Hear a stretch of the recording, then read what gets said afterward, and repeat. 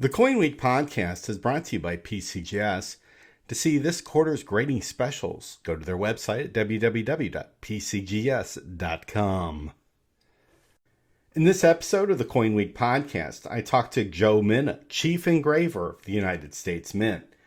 Joe has devoted practically his entire life to art, and now, as the main art director at the Mint, he gets to bring that lifetime of thought and devotion to bear on a task that is both an exciting personal opportunity and something bigger than himself, the creation of a national coinage that we can all be proud of. A task that Joe takes very much to heart. To a collector, there is much to be learned here about recent Mint history, how the Mint works behind the scenes, and what being the Chief Engraver, a position officially revived after almost 40 years, entails in the 21st century. To an artist, there's also a lot that can be learned from Joe's open and earnest discussion about his experiences as both a student and a professional artist, as well as his thoughts and feelings on art itself. From José Luis García-López to Van Gogh, he is not afraid to mix the low and the high, the popular and the fine. We talk about all this and more next on the CoinWeek Podcast.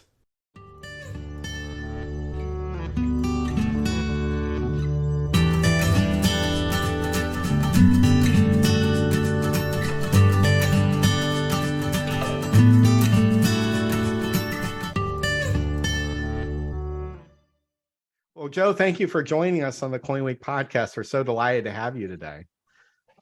And I have some great questions I think I prepared, but I'm pretty sure we're going to go in all sorts of different tangents. So I'd like to start and ask you how you got how did you get your start as an artist? I mean, was this something that came naturally to you as a youngster, or did you really work to cultivate it? Always drew ever since my earliest memories, and I recounted this story once long ago, as I had the good fortune of being featured in a profile that one of my freelance clients did, a very high level production profile. But the story in it is true. I was ill when I was a kid, and I was in the hospital for a couple of days. I was like 18 months old, and my mom recounts me drawing even back then, like, picking up crayons and stuff. And I've always drawn. I never thought about anything else other than being an artist. Did it come naturally to you? Did you think you were good at it, or did you become good at it over time and with training? Well, no, I mean, when you're a kid, let's just say, I never thought about being good. I just thought about it was something I loved to do. I loved drawing my heroes, whether it was Evel Knievel or $6 Million Man. I don't think it's a secret among my friends or on social media or at the Mint. I'm a big fan of comics. Comics really accelerated my interest in drawing because I used to make my own comics. I used to copy comics. That's how I learned to read, by reading. I mean, I was reading very early because of my love of comics, and plus, my mother was a school teacher. My father was a law student way back then, so reading was always an imperative in my house. My brother's 2 years younger than me, but I picked up reading very early, and comics helped facilitate my love of art. I remember copying. My grandfather made a special room at my grandma and my grandpa's house. We had a little playroom for my brother and myself, and my grandmother was a school teacher, so she was able to get a desk. My grandpa sawed the legs off it, so it was like, small enough for a 3 or 4 year old. And I remember even the very cover of a comic that I was copying by an artist named José Luis García-López. He's a great master. And my grandfather started saying, like, hey, why don't you take this logo and move it over here? My grandfather's always like trying to encourage me to make stuff my own. he was really special that way. He was special in every way. He was my best friend. To this day, best friend I ever had. He died when I was 11. But he would be the kind of guy who'd be like, hey, if you design a car, I'll send it to Chrysler. Or if you do, he more than anybody really was my grandmom too, and both sets of grandparents and my parents. Everybody always encouraged me. School was a little different. Like kindergarten, like I had a dream. We all grew up. I'm a little older than you, I think. I grew up watching the Adam West Batman series. I had a dream that I was in the car with Batman and Robin, right? Except for some reason, Burt Ward was wearing Fruit of the Looms and not his green shorts. So we had an assignment in kindergarten to draw your dream. So I drew my dream, and my teacher didn't, like, knowing I was a comic kid, she didn't believe me, and she failed me, and she really discouraged me a lot. And then I had a lot of further going forward all through school. I had a lot of really encouraging teachers.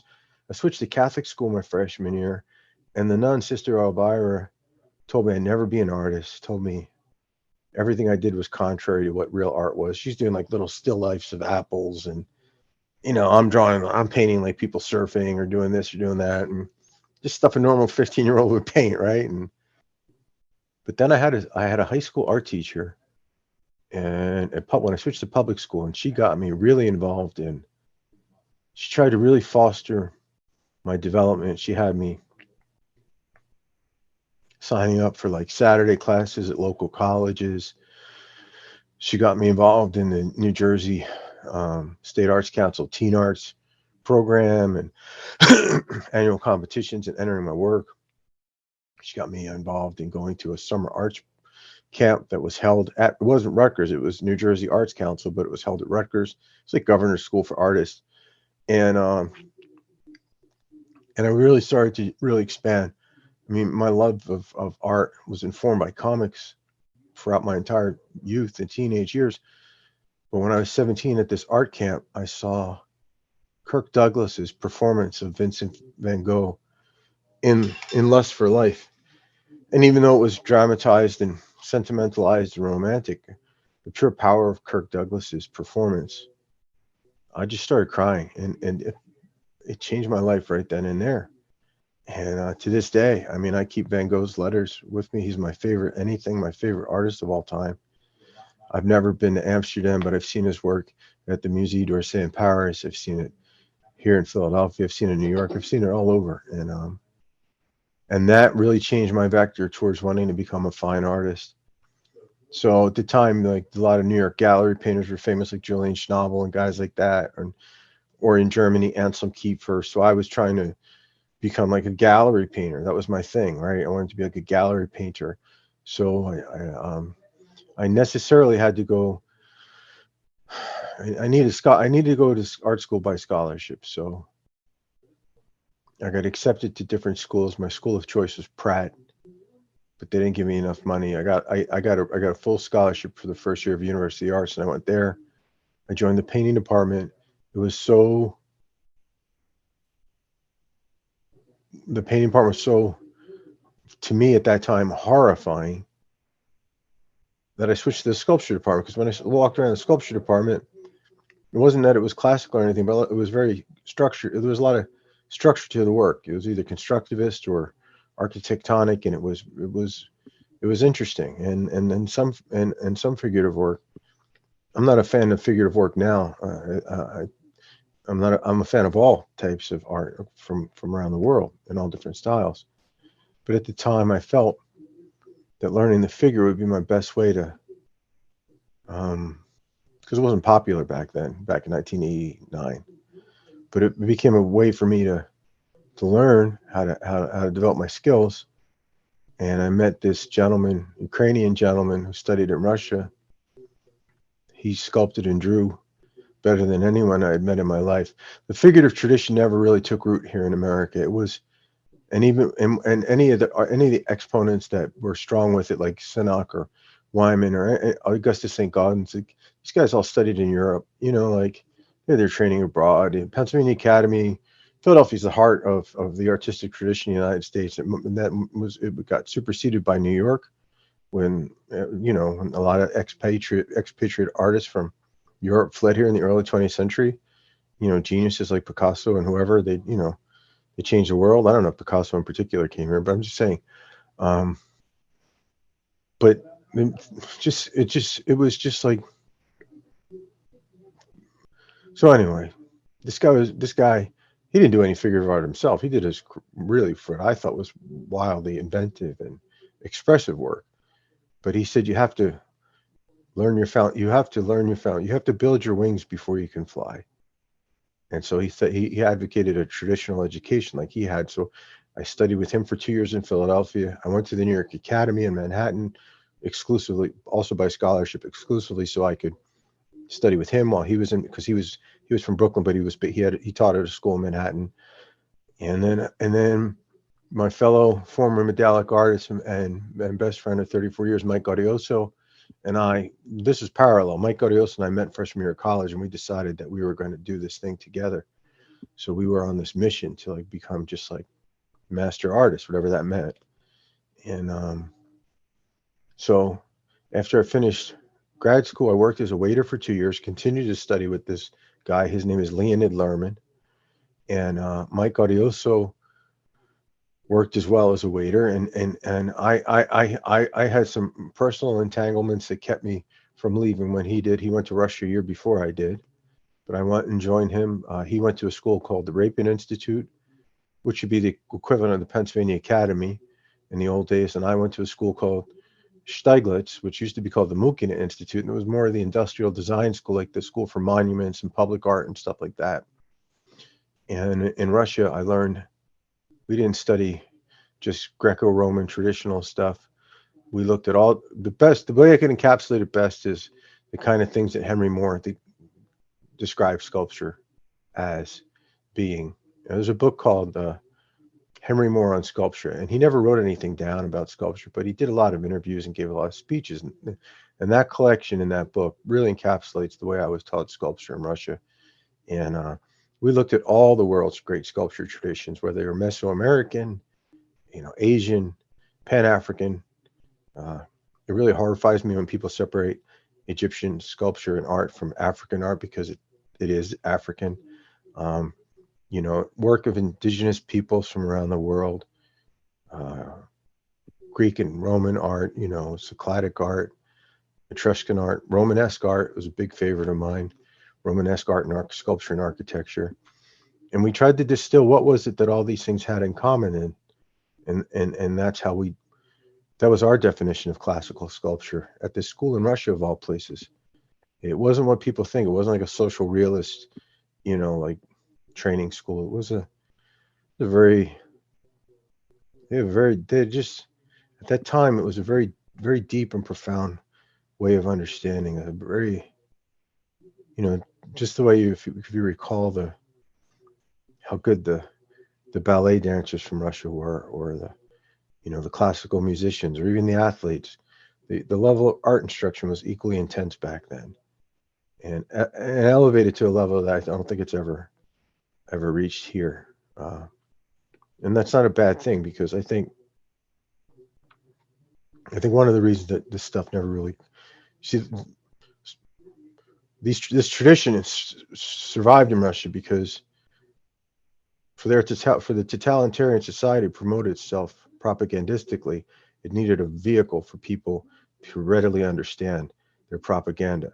So that's why they had social realism, and they carried the tradition directly from the French Academy forward.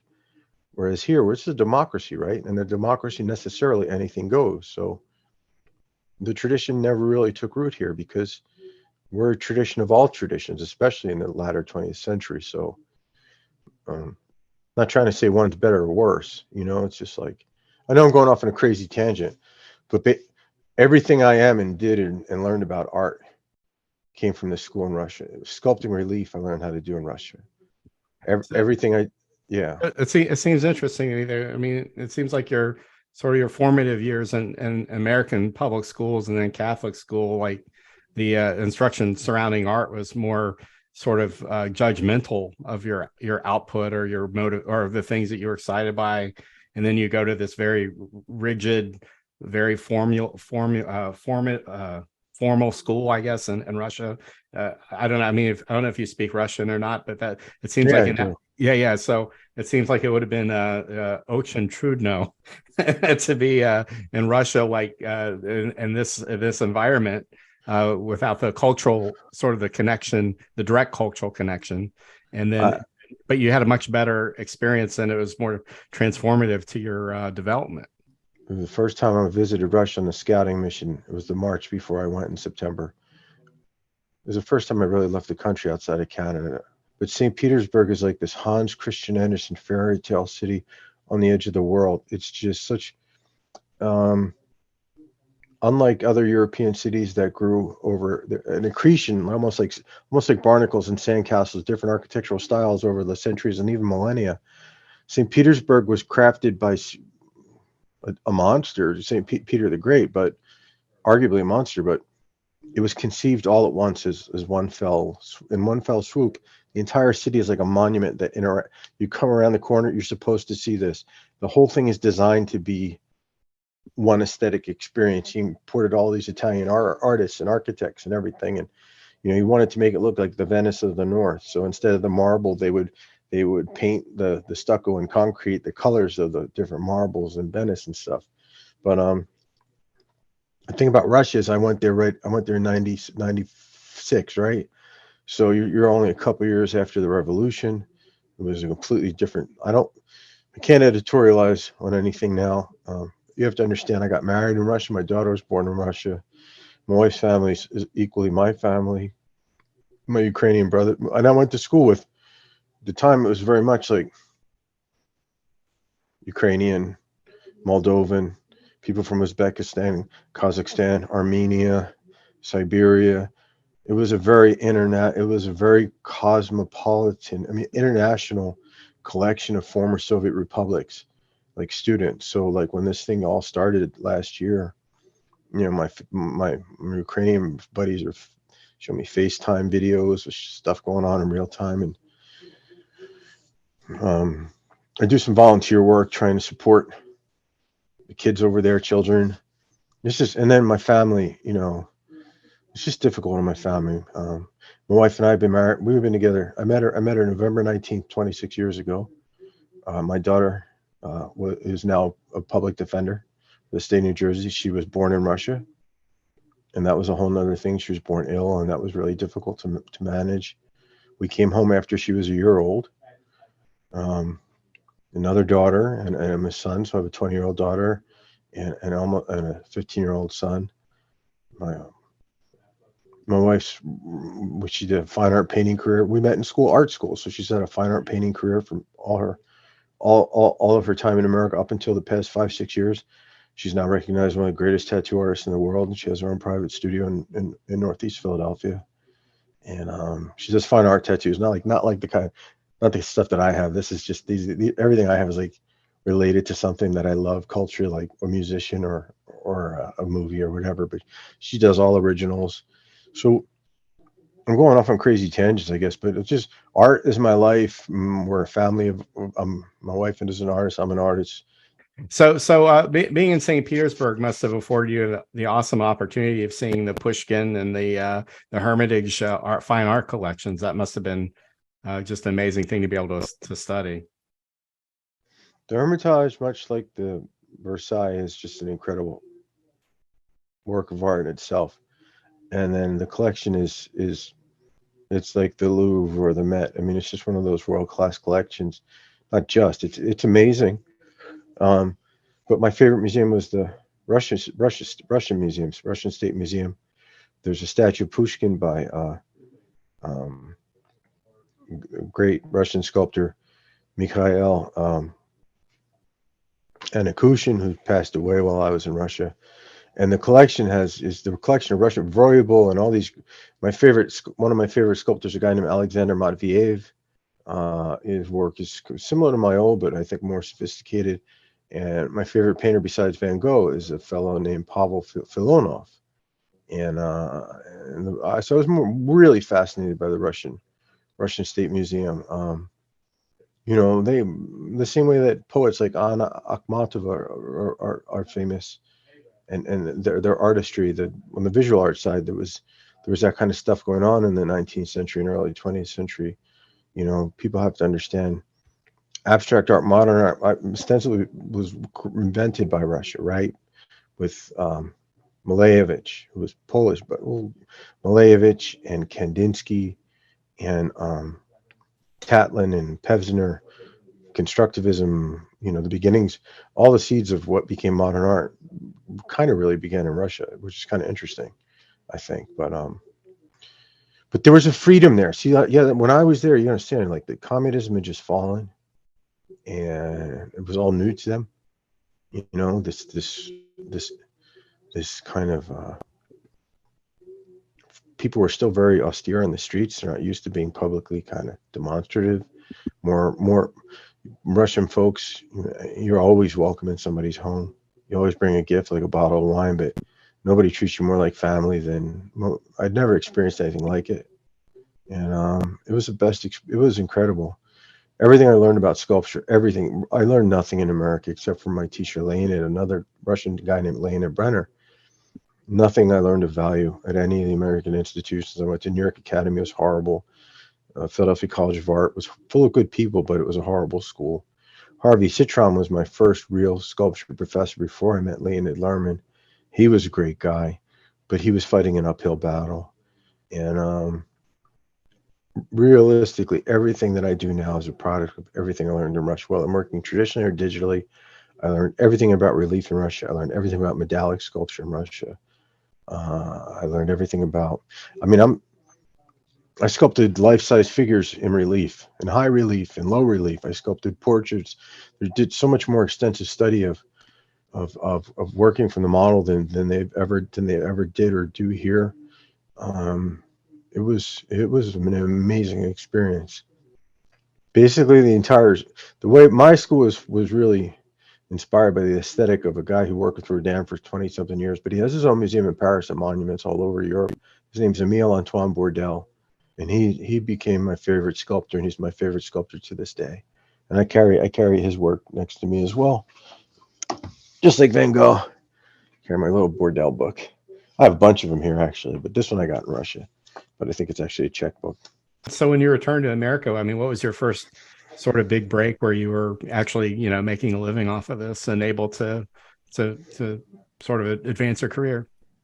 I didn't get a big break, but I got a job. There's I talked to my old teacher Harvey Citron, and he recommended I try and get a job at this place called the Johnson Atelier, which may exist or may not exist anymore. It was a fine art foundry owned by this Johnson & Johnson heir. He did these kind of like really horrid mannequin type, like fake slice of life type figures, and then sculptures based on impressionist paintings. And if you ever saw the that giant statue of the sailor kissing the nurse, like that's the guy, right? And so I basically was his ghost sculptor, one of his ghost sculptors for 8 years. 3 years into it, they took away our traditional enlarging, just like they used to use janviers to reduce coins. Well, they use pantographs to enlarge sculptures, right? Going the wrong way. These pantographs to enlarge sculptures. One day they just came and took our pantograph out, and they said, "You guys are done soon. We're going all digital." So I took it upon myself to learn as much as I could about digital stuff. Learn how to sculpt digitally every night in the office by myself, working there. You could use the facility. So nights and weekends, I studied digital. I had this classical training. I had no ambition to be a digital guy. But then an opportunity to work at the Mint presented itself, and I applied. And they wanted, so historically, all designers and sculptors at the Mint were called sculptor engravers. I am the first ever medallic artist, meaning all the skills of a sculptor engraver plus being able to sculpt digitally. So I had to have classical and digital skill sets melded into one, and I got lucky enough to get the job. And I'm talking way too much during this thing. Sorry, Charlie. No, it's fine. I mean, it's so. How do you go from just, you know, taking it upon yourself to learn this technique to becoming, I guess, I mean, you're considered one of the world's leading digital sculptors now, I guess. Oh, like longest practicing, I'd say, for sure. Longest pricing. So I mean, like what sort of what goes into working in a digital environment as opposed to a physical medium and Nothing, man. Like the same way, look, I taught myself digitally the same way I learned traditional. I took plaster casts like this, smaller, whatever. I did old master copies and using 3D software that was available at the time. I just did old master copies and I taught myself how to do it. I didn't care about, I wasn't worried about the programs. I was worried about the form. And I had a buddy from Ukraine that got a job making a ton of money doing video games. I didn't want to do that. I did apply to Lucasfilm. I got rejected. I applied to DreamWorks. I got rejected, and it didn't really bother me because I didn't want to make intangible stuff. I only wanted to do digital for sculpting, and we did that where I worked. You know, we would CNC and large sculptures and stuff like that. So, you know, but the pay was horrible. The treatment was horrible. Everything about that job was a nightmare. But it gifted me with the opportunity to learn digital for whatever reason. So I'm grateful to it. You know what I mean? It was a bridge, and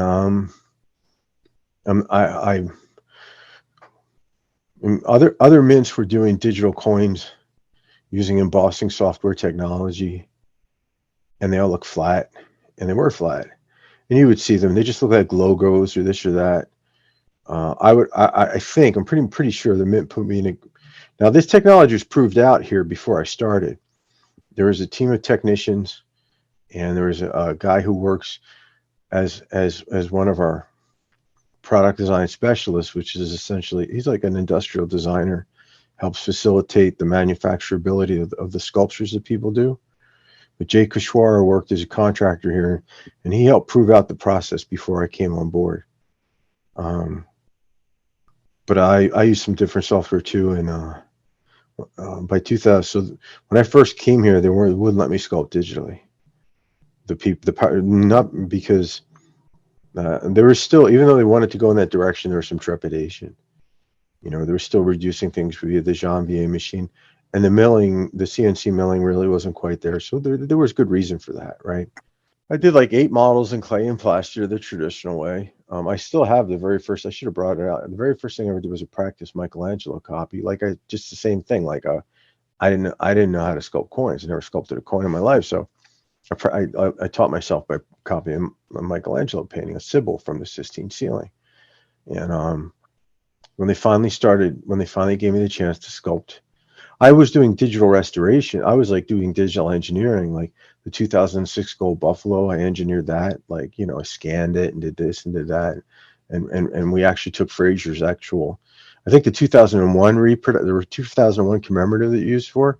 That was actually that was a reproduction, but there was a lot of manual work. Whereas the 2006 gold bullion was scanned from Fraser's original model. That's when we first started doing that, and along with the silver bullion obverse, the Wyman obverse was also around that time. We were dabbling, you know, trying to make it work.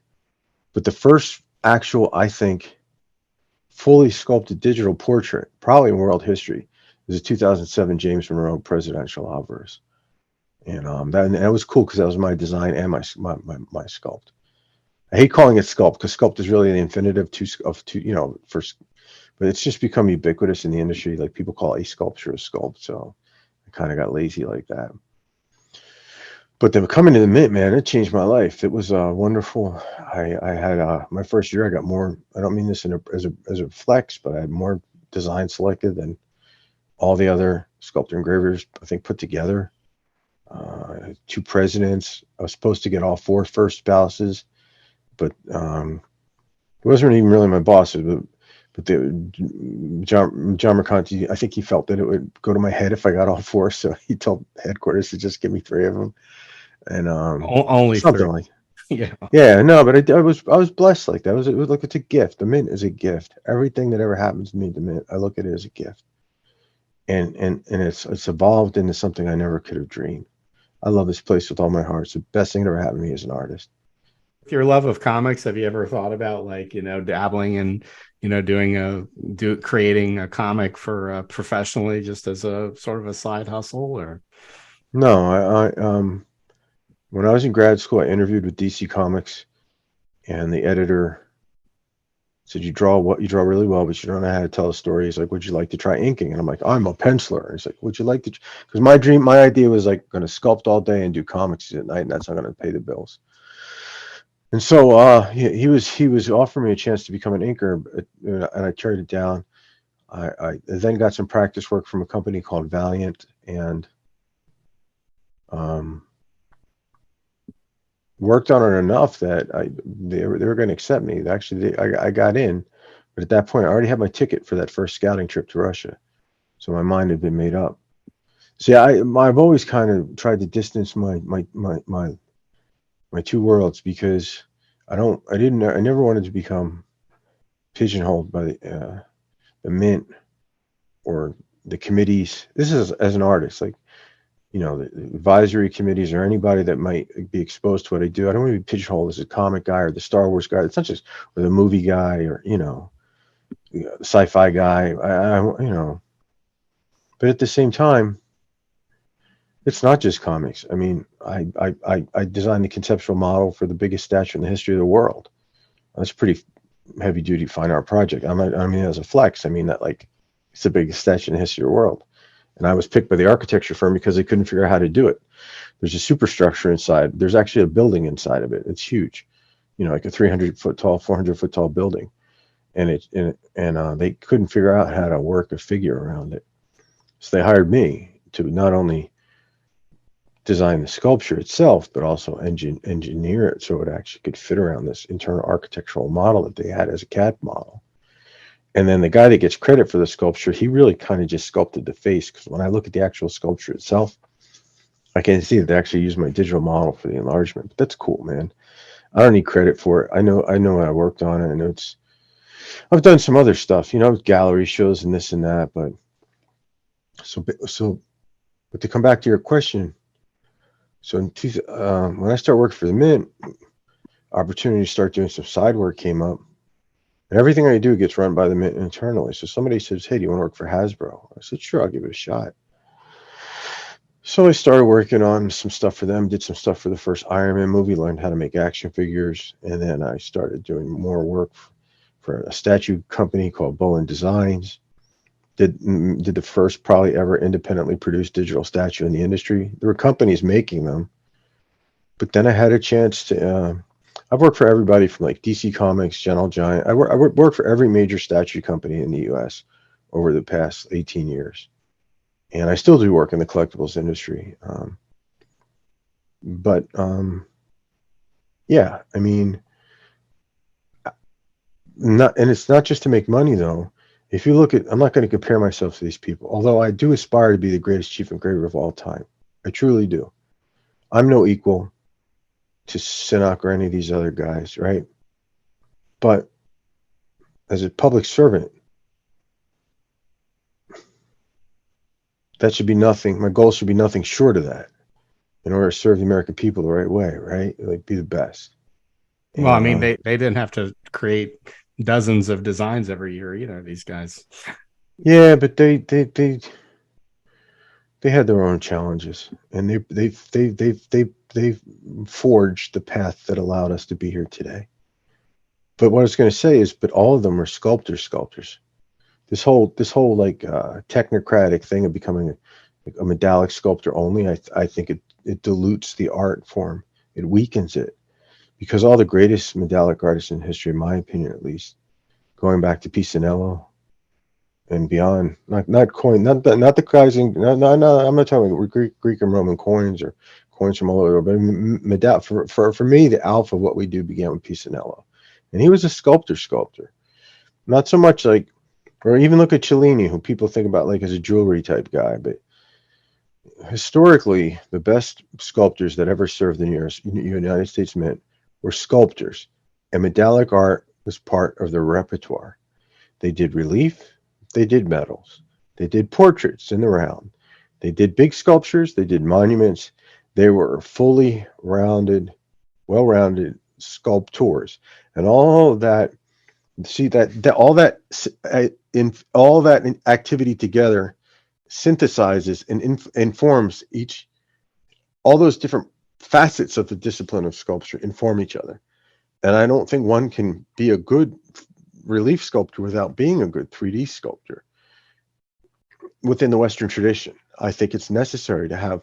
So by having all this experience on the side sculpting these figures for the collectible industry, I'm sculpting, even though it's digital, I never feel like I'm doing anything other than, I went to school for 10 years straight, and all that's in my head all the time, and all that experience working from the live. I spent thousands of hours in front of live models. I've done over 100 life-size figures at the foundry, portraits. I've worked on 20-foot tall statues and by hand. I've done so much work traditionally over the years. Even when I'm working in software, I engage it as if it's physical. I never think about it as software. I just think about it as form, weight, balance, mass, construction, all this stuff. Same thing for me, sculpting relief in software. It's like it was immediately like second nature. It's no big deal. I don't mean it's not a big. I don't mean what we do is, of course, everything that makes it a big deal. But I mean, like, and I think because I grew up with Atari and television and all that stuff, like computers, like the video language, it never felt threatening to me. I stopped using computers around the time, like the first, I don't know, what was it? The first Macintosh, they called it, the first Mac. Remember that? Right. I hadn't used computers. I stopped using computers like from like, I don't know, 1988, 89. I didn't pick one up. Like, I didn't get my own computer again until 1998 when I first got back from Russia. It was a used one from my mom. And I had no interest in it, but even at the foundry, I was learning it, but I hated it in the beginning. I didn't hate it. I just hated the idea of becoming a commercial sculptor. I just couldn't. I did a lot of fine art stuff those 8 years. I mean, I'm finally now just getting my own studio back together after 18 years of being here. I lost my big studio that I had. That's one thing that was cool is they gave us free studio space. But yeah, but the mint satisfied that kind of imperative that I had to like follow along and try and contribute to a tradition. So then anything I did on the side was just for me, and it was just fun, Yeah, I was doing it for money, but I had a good time working on I don't think I should name I won't name. Yeah, I'm doing Star Wars and superheroes and all kinds of Harry Potter and sculpting stuff like that. And I'm not gonna. It was fun. And then going to Comic-Con and I used to go to San Diego Comic-Con. I still do go. I don't know if I'm going this year because I might go somewhere else. But I got to be part of a much larger community, and I think for a while my profile outside the Mint was way more pronounced than it was in the Mint. Like, I really enjoyed a lot of. I've been very lucky in developing a pretty. It's just a good community out there to be a part of, and I met a lot of artists that I idolized ever since I was a kid, and it's just been embraced by that community since day one. And that community is suffering some hardships right now because of not just the pandemic, but cargo container crisis. There's a whole bunch of things affecting the collectibles industry right now. But once I became chief engraver, that's the only thing that mattered to me. And then it totally eclipsed doing the side work. The side work the side work went from being like a financial imperative, which I still need. Don't get me wrong. I'm very fortunate to make a good salary, but I still need to do side work to support my family. But it's almost like now it's like cathartic when I'm sculpting on the weekends. Like, I only do my side work on the weekends, and when I do, it's like it's relaxing. It's because being chief engraver requires my full attention, and for me, it's a 24/7 thing. I'm never not thinking about this job, not thinking about how to improve, not thinking about other things we could do to improve as a team, as an organization, and as much as I get to have input in bigger ideas besides my department. But so being chief engraver is better. What would you say? What would you say then is different about being a chief engraver than just being one of the more senior engravers on the staff? The cool thing about being chief engraver is you get to have art directorial. You get to exercise. It's like you get to be the conductor of the artistic symphony, both of the internal artists and the AIP artists, and you get to contribute ideas about what the artistic values of the place should be, and I get to contribute, and then I get gifted with magical programs like before. One of the first things I became chief engraver, like, hey, let's have you sculpt the Platinum series, the Donna Weaver design. And then I get, you saw it's public now, the Royal Mint collaboration, which is for me the most important thing I've done in my life to date. Everything I do at the Mint matters, don't equally, but the Mint gives me with like getting to do Director Riders medal. That was great, so I get to do these solo projects, and I still do the compete with the other folks, but my ambitions as a designer are changing dramatically because I'm chief engraver and I get to do these independent projects. I can kind of I'm starting to realize, I only just realized like a couple weeks ago, that this entire time I've been designing coins the way I think coins should look. I've been engaging my classical skills and all that stuff almost exclusively because I was afraid to be perceived as something substandard or like as if pop culture's evil. And now I'm like, why am I doing this? I mean, why don't I'm 52 years, I'm going to be 53 years old in 11 days. So I'm like, I got to start just being me.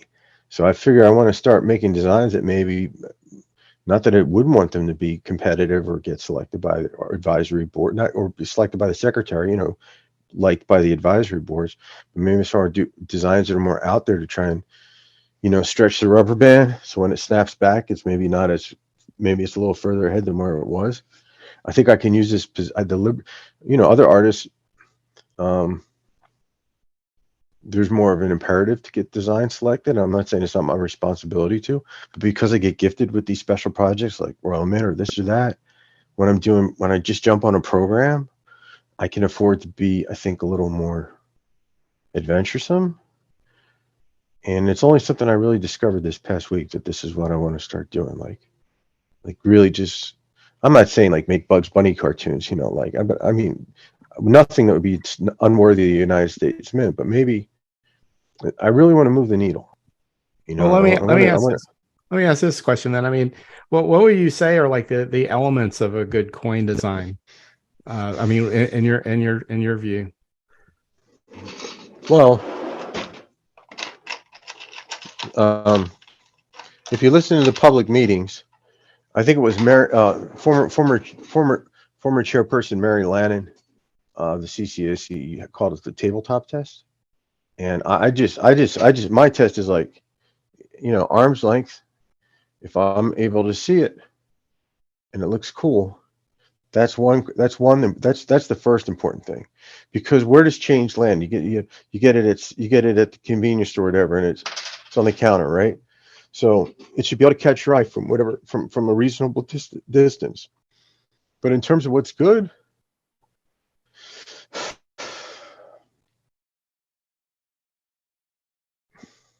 I don't have a prescription for that, I mean, I do think, without trying to be pejorative, I think we should be moving forward to a place where we're not just reproducing the greatest coins in history, but we're actually making the greatest coins in history, that we're able to generate a new golden age of American coinage. And I believe it's going to happen. And I believe everyone's done a great job so far. Everybody on the team, inside and out, historically. I think under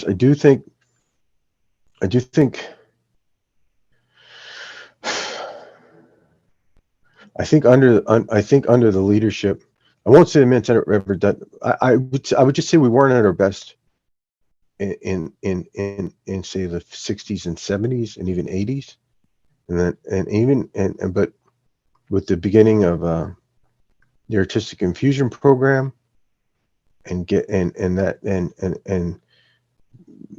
which was something that forced internal Mint artists to become more nimble and a little more hungry. Not hungry, but yeah, because once there's competition, it made people get more because I came in like 2 years, I think, after the AIP program started.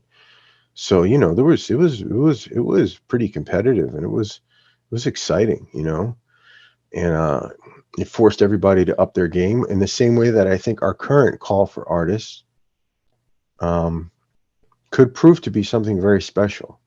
Once it's concluded, pending the quality of the applicants, of which I have no foreknowledge of, that I don't even know when it ends, and I don't know what the final vetting process is going to be, but I'm sure whatever we get in the end is going to be probably unlike anything we've ever had before, in the kind of personal interest I've heard expressed about it by certain kinds of artists. I encourage every professional American artist to apply. There's still time left. Maybe not by the time the podcast is out. I think it might end on the 10th. I'm not sure. But yeah, you know, we're doing a call out to we're doing a call for artists that I think could yield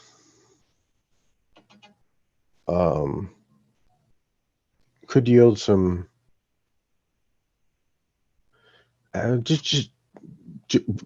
just enhance the roster, you know. I mean, like another batch of first round draft picks. Basically, I'm not a sports guy, but I used to be a huge football guy, so I still use football analogies. You know, it's like we have a bunch of starters in place, but if we get a whole nother batch of first round draft picks, and then, you know, there is no bench. I mean, if we have just if there's infinite depth of our bench, I always look at it like this: like a coin design is not a competition. I look at every coin design in the portfolio as being, I try and support each one as a winner when I'm art directing, and I look at our corporate effort as a team of artists, inside and out. You know, AIP and medallic artists, is we're like a team. They're trying to advance the ball down the field. And whatever design winds up being selected by the secretary, that last person was able to just get it, you know, just make that 4th and goal and just get the ball across the goal line. It's a corporate effort, though. We all inspire each other. We all motivate each other. I don't really look at it as a competition. For me, as Chief Engraver, I have to see it as a team effort. You know, I don't have favorites. I fail a lot. I've made a lot of mistakes as the art director. I've hurt people's feelings inadvertently, and I've stumbled a lot along the way. And I've stumbled a lot as Chief Engraver, frankly. I've made going from artist to art director, that wasn't such a big shift, because I just pulled out I would just pull down the then 14 years of being art directed on the outside. I'm used to being art directed. So I brought that, because we were never really art directed in the past. Like, it was more just like, the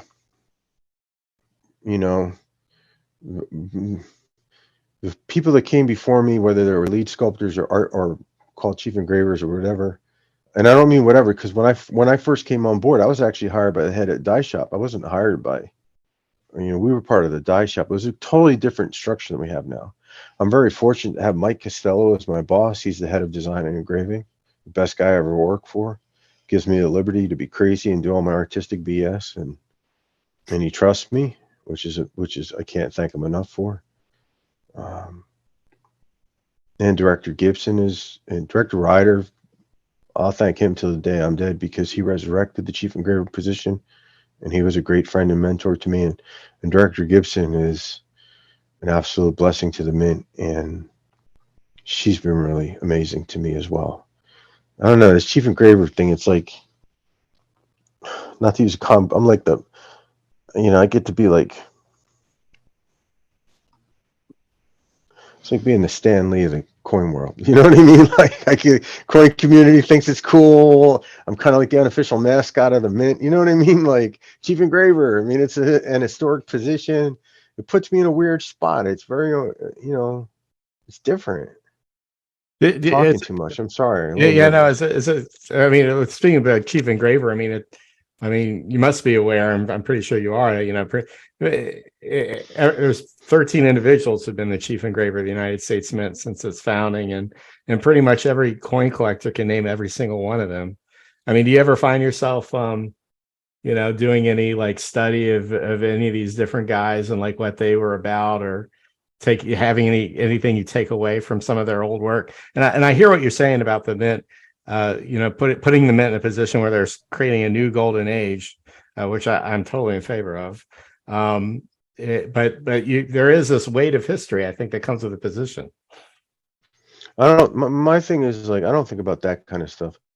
I think about how do we, American Women Quarters is actually a great start for this. It's not my idea. This is legislated, but I think coins should serve as like little mirrors that all Americans can see themselves reflected in. All Americans, regardless of whatever community they come from, whatever political position they come from.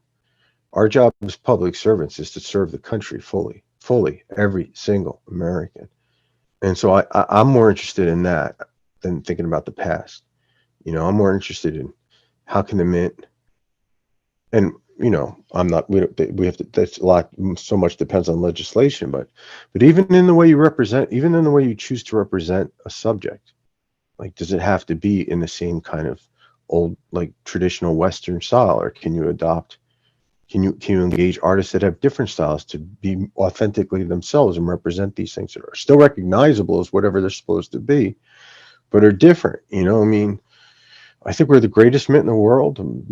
I think we're the greatest mint in history, frankly. And I honestly believe that. It means a lot to me. Means a lot to me to be the Philadelphia Mint, the first and where this is the Alpha Mint. All the master tooling's made here in our division. We make between me, my boss Mike Costello, and my friend Matt Hill, who's now, Mike Costello used to be the head of engraving, but now it's a guy named Matthew Hill, and he's fantastic. The three of us are responsible for creating all master tooling models and tooling for all the mints. That's everything from sculpted models to date changes. This is like I'm proud of that. That's Philly, right?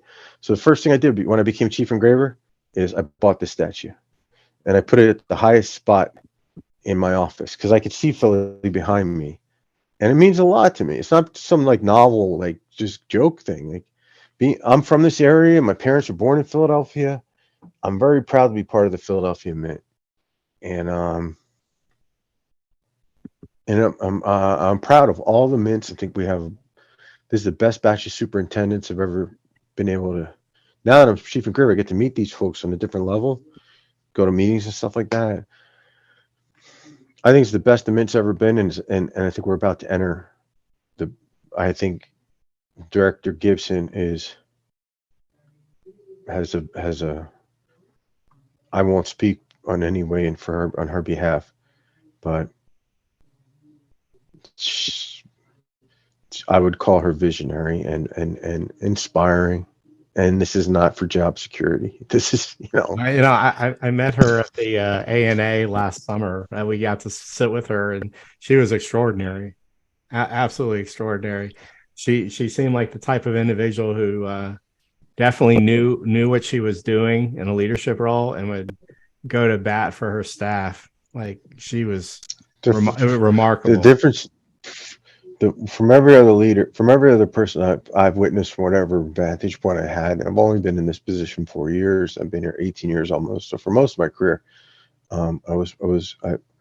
being chief engraver, you kind of get access, like it gives you access to certain things in a special way, which is a gift. And so I'm able to interact with headquarters in a different way and stuff like that. I'm no big deal. I'm just a frontline supervisor, right? I mean, but the chief engraver it's cool. I think it's the coolest job in the mint. I selfishly would say that. But I never saw anybody like her come in and just learn and learn and learn and absorb and learn. So many other leaders have come in acting or deputies or whatever and just gone right into the big office and start bossing people around and making decisions. But Director Gibson is she's like a general. She plans,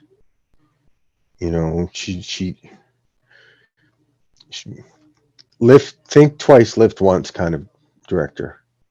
That's one thing. When I used to work at the foundry, I also worked in the installation crew a lot. And that was one of the things the supervisor would say, think twice, lift once, you know, because it's like when you're moving something that's like 5,000 pounds with a crane, you don't want to have to do it again. And Director Gibson is very much a thoughtful but active director, and I think we're really lucky to have her. Well, Joe, thank you so much for taking the time out. We look forward to seeing the next several years of amazing art from the U.S. Mint. Thank you for supporting. Thank you and all the Coin Press, CoinWeek, and your colleagues out there for supporting us, what we do, because the United States Mint is the oldest art-driven institution in our nation. Coins are one of the oldest art forms in world history, and they are enduring and they're important. And I think you're going to see going forward a big push, a successful push by the Mint to make coins even more relevant than they have been in recent years. And we can't do it without you guys out there. So really appreciate it. Thank you. Well, have a great rest of your week, Joe. Thank you so much.